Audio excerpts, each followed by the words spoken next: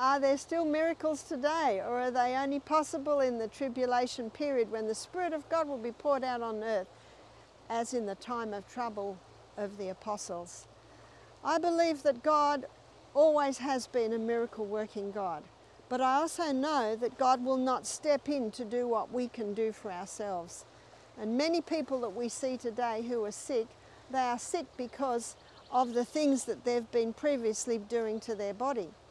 Now the Bible says in Acts 17 verse 30 that God winks at our ignorance. A lot of people are damaging the body in ignorance, not realizing what they're doing to their body. And once given the right conditions, we see people recover. In fact, we see what you would call almost miraculous results when people are given the right conditions.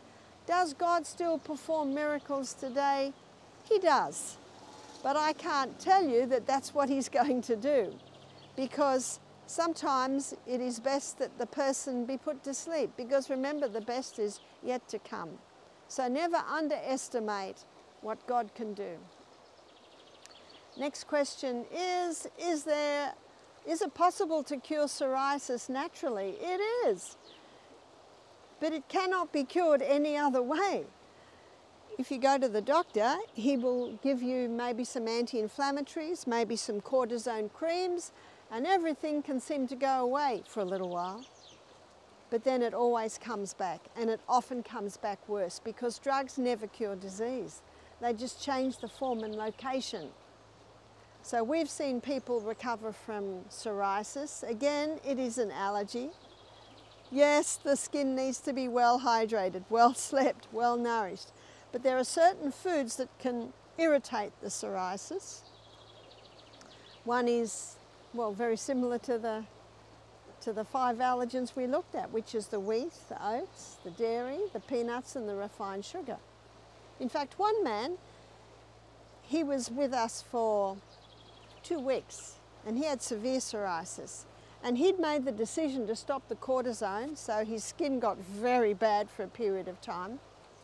After doing our Misty Mountain program for 2 weeks, he said to me, "I'm very disappointed." He said, "My skin is no better." I smiled. I said, "That's right, it is not, because it will take at least 2 months for the remnant of these foods to get out of the body." He emailed me exactly 6 weeks later, so there's your 2 months. He said, "It's gone."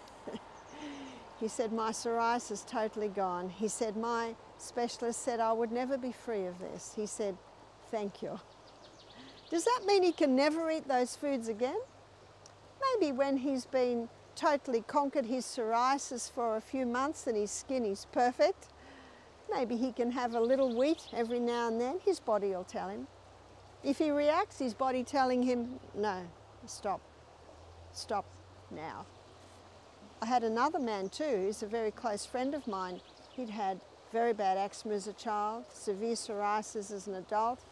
He kept it under control by stopping the 5 allergens, but then big stress came into his life and it returned. So he made a decision to stop all grain. So he ate a lot of vegetables, he ate legumes every meal, nuts and seeds. He was in his mid-30s. He lost a little bit of a spare tire he had. He didn't lose any muscle, but one thing he did lose, he lost that psoriasis. He was very happy about that.